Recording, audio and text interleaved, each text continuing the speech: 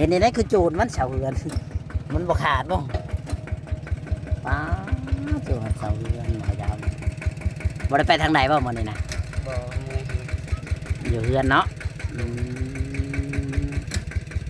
นี่แหละพี่น้องไอ้เราก็อยู่ไปงอมๆแงมๆแต่ก็บ่คือเก่าแล้วพี่น้องไอ้หมอย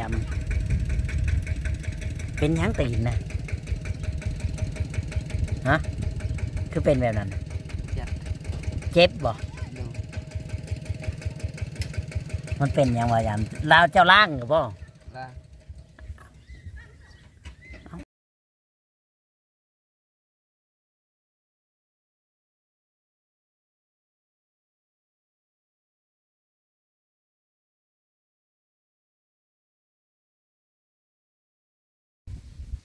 สวัสดีและสบายดีพ่อแม่พี่น้องFCเมิร์ดสุขุสุขคนพี่น้องเนาะวันนี้ก็มาหาทางบ่าวย่ำพี่น้องเนาะเพิ่นก็อยู่ในกระต๊อบน้อยๆเพิ่นคือเก่าจังไดก็ฝากพี่น้องเป็นกำลังใจให้ในเด้อพี่น้องไปเบิ่งกันเลยพี่น้องบ่สักษาเสียเวลาเนาะทางบ่าวย่ำพ่อแม่พี่น้อง FC อาจสิฮู้จักเนาะหลายๆท่านเนาะไปเบิ่งน้กันเลยพี่ทางบ่าวย่ำเพิ่นเฮ็ดหยังป้ออยู่กระต๊อบน้อยๆคือเก่า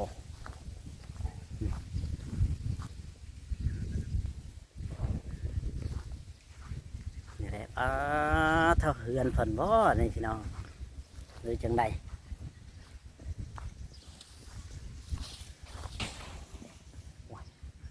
สิบ่พี่หลอกโมเมนต์เลยเท่าสบายดีเป็นในไรเนี่ยนี่นะฮะเป็นในไรคือจอยคือผอมแท้บ่ยังกินข้าวกินน้ำเนี่ยบ่เอาข้าวเอาน้ำมาได้ใช้กับผมมีคนเข้ามาบ่กูมึงสมอยสมีเจ้ายังอยู่ในนี่บ่ยังอยู่ในยังนอนในนี่เนาะหายังกินกูมึงนี่ถามหน่อยไปขุดแมงขนุนคุณเป็นขนุนไปก้านหรือบ่ไปก้านได้แล้วเอาไปขายบ่เอาไปขายมาซื้อข้าวซื้อน้ำนี้นี่แหละชีวิตบ่ยามเปลี่ยนไปหลายพี่น้องเลยใช่ป่ะเขาว่าเขาจะบอกให้เจ้าอยู่ในนี่นะตะกี้นะเขาอยู่เขาอยู่น้องเขาไปชื่อนี้ขันเขาเห็ดเวียกเขาเห็ดนกพันห้านทีนี้ต้นขามเขาเตาน้อยๆนี่นะโโอ้อันใหญ่พ้นเห็นในนั้นคือโจรมันเสาเรือนมันบ่ขาดบ่ป้าโจรเสาเรือนหมอยาวบ่ได้ไปทางไหนบ่มื้อนี้นะบ่มืออยู่เรือนเนาะนี่แหละพี่น้องไอ้เราก็อยู่ไปงอมๆแงมๆแต่ก็บ่คือเก่าแล้วพี่น้องหมอยำเป็นหยังตีนนะฮะคือเป็นแบบนั้นเจ็บบ่มันเป็นหยังว่ายำลาวเจ้าล่างหรือบ่คือเป็นแบบนั้นบริษัทเขาเกิบฮะบ่มีเกิบบ่อ้าวเกิบมันขาดหมดบ่นี่แหละพี่น้องไอ้บ่อยำเราก็บริษัทเขาเกิบพี่น้องของมึงเปลี่ยนไปได้อยู่ไปงอมแงมไปเนาะเสื้อผ้าหน้าเพกันนี่แหละมื่อนี้บ่ได้ไปหาคุดเลยเนาะหรือว่าไปแต่เช้าหรือว่ามาแล้วไปแล้วเช้าไปแล้วก็มาแล้วเนาะยังตุ้งผ้าห่มอยู่บ่นอนคือบ่มีผ้าห่มยังมีบ่มีเลยตัวนั้นได้ฉันขาดแล้วที่พันชื่อมาขาดแน่นี่แหละพี่น้องเลยชีวิตพยายามอยู่ไปคนเดียวแล้วงอดอะไรเงี้ยอดข้าวอดน้ำอยู่ว่าคุณมึงในว่าได้กินอยู่เคยอดอยู่จากมือหนึ่งแล้วก็ได้กินแล้วก็อดอีก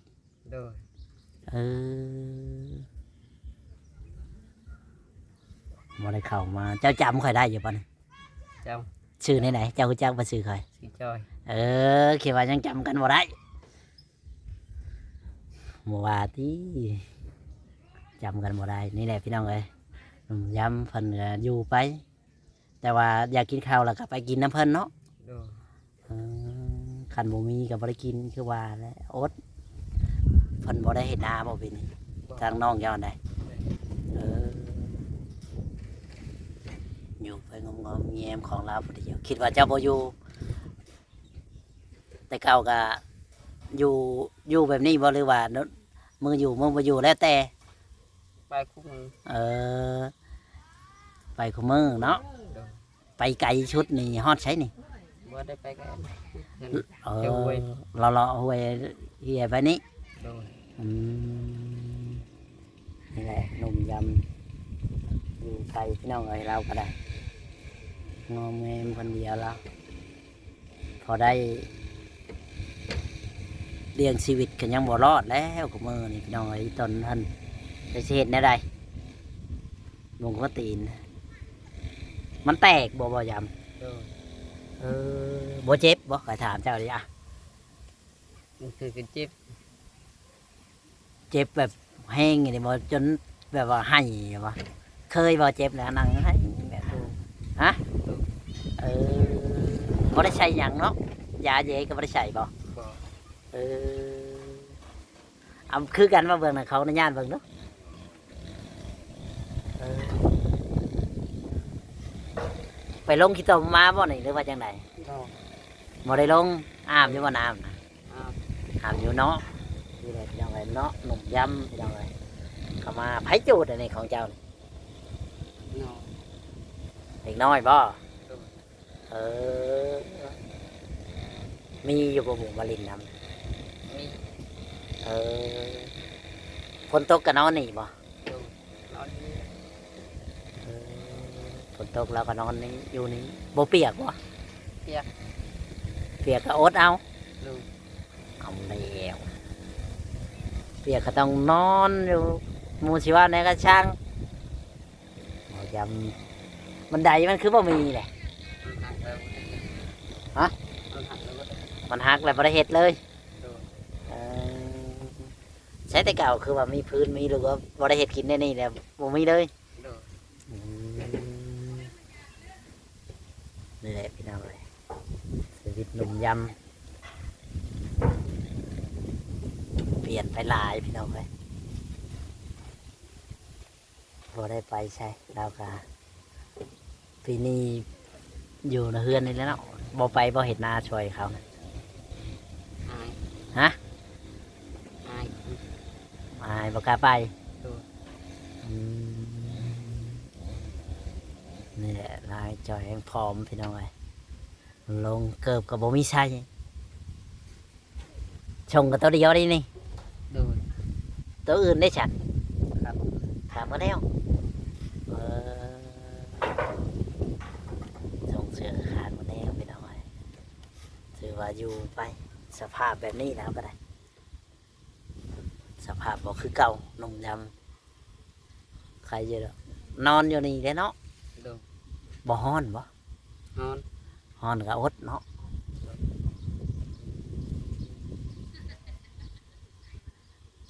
บ่จักแนวเห็ดเลยพี่น้องเห็นเลยก็อึ้งทางมันสอยอึ้งเลยบ่จักแนวสีอันนั้นมันลาวคือกันพี่น้องแต่บ่มีไผขับมาหาเลยเนาะตั้งแต่เพิ่นมาก็แล้วเลย นี่แหละพี่น้องเรือชาดใบเชิงใบโอ้ทางข่อยกับไปเข้ามาก็ถือว่าดนเลยนะเนาะ โดย จนลืมบ่ย้ำจนลืมแล้วลืมแล้วบ่เกือบลืมเด้ โดย เออนี่แหละพี่น้องเลยเราก็น้อยๆเงาๆหมดคือเก่าชีวิตเราก็ย่ำแย่ลงกว่าเก่าพี่น้องเลยว่านั่นแหละหนุ่มยำจะหูจักบอกกับหมอพัดนะ โดย หูจักกันอยู่ปะ มีจักกันหมู่กัน เคยไปลินน้ำเราอยู่ปะ โดย เออเบาเวียงเราอยู่เรือนเบาพัดได้เห็นไหม เราไปสีขาวนำผู้ใดแล้วเอ้ยน้องเราบ่ โดย เราพอดีบ่เวียงทายอดคอยก็ได้แลกเขามาหาบ่ชงเจ้ารู้จักกันบ่กับบ่ชง รู้จักกัน อืมเคยไปขอเขานำกันอยู่บ่ บ่ บ่เคยไปบ่ โดย กล้าบ่ไปขอเขา บ่กล้า บ่กล้าเนาะ โดย แบบในบ้านนี่ก็บ่กล้าบ่ ในวันนี้เคย เคยอยู่ โดย เขาก็ให้อยู่บ่ ให้ จะไปจะเว้าในใดครับหรือว่าจะมีของมาแลกเปลี่ยนกับเขาบ่ นี่ อืมเขาให้เป็นถ้วยบ่หรือว่าเป็นข้าวปั้น เขาวัด เออปั้นหนึ่งสมมติแบบนี้เนาะเขาให้เราพอได้กินใส่ปากพี่น้องชวนหลายเอาหยังไปแลกเขานะ มะม่วง หมกม่วง โดย มะม่วงซอนี้ โดย เออเพิ่นก็ให้ปั้นหนึ่งแบบนี้เนาะ โดย นี่แหละชีวิตบ่ย่ำพี่น้องเลยอยู่ไปเงาเงาเงียบ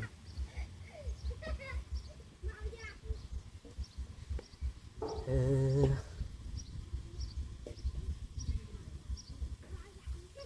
อยู่ไปพี่น้องเอ้ยนี่แหละ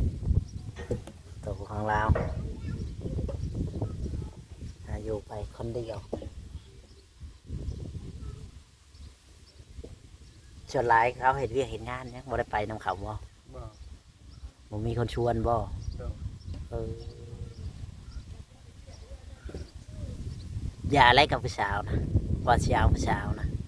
ยาเลย อย่าแล้วแม่นเขามีผู้บ่าวใหม่แล้วกับจักเขามีนะบ่ นี่ล่ะ มีแล้วเออเจ้าคือบ่จีเมาเป็นหยังบ่แพ้เขาบ่หาบ่หล่อเลยบ่แพ้เขาบ่อ๋อจะมาหาบ่หล่อเลยบ่แพ้เขายอมแพ้เขาเนาะเขาก็โทรมาหาอยู่บ่ตะกี้อะนะ ครู พยายามมาอยู่กับเจ้าแล้วพี่น้องเลยชีวิตจะเริ่มใส่ตีนผีได้บ้านบ่ใช่เกิบไปป่าไปดงกับบ่ใช่เกิบอีก ลูกมี บ่มีเลยบ่ใช่ไปตีนเปล่ารถอ้าวขออนุญาตเบิ่งตีนบ่ยำพี่น้องเห็นในอีต้นคนนะพี่น้องอีหยังอะไรมันติดบ่หรือว่าหยัง มีติ เออ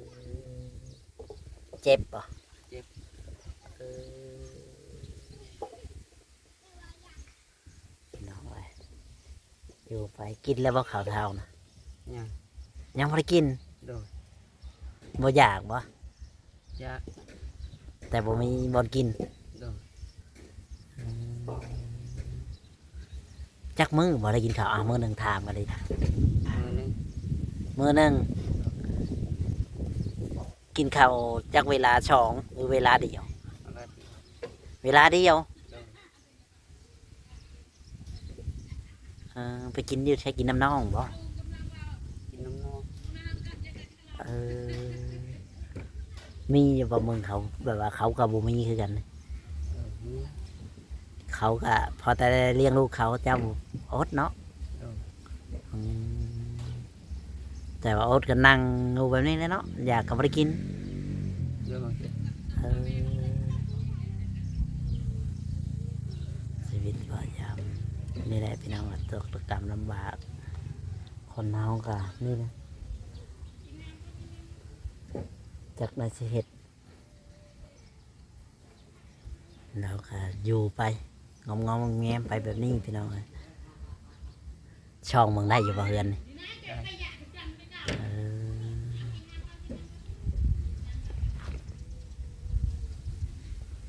นี่แหละพี่น้องเอ้ยเราก็ไปกลางคืนก็ไปก้านไปขนมได้อยู่บ่ ได้เพื่อนนึง ได้ทำถ้วยนะ โดย มันบ่มีบ่หรือว่าคือได้น้อย บ่มี เออบ่แม่นมีแต่เฮาผู้เดียวเนาะ โดย มันหลายคน รถบ้านไป เออหมุนบ้านหมุนเมืองไปแต่มันก็บ่พอสิได้หลายพี่น้องเอ้ยเราเลาะๆแหละๆไปพี่น้องเอ้ยนี่แหละชีวิตบ่ย่ อยู่ไปหาการไปขนอกแขงโน้นไปอย่างชั้นเฮ็ดปวกบ่ออกบ่ บ่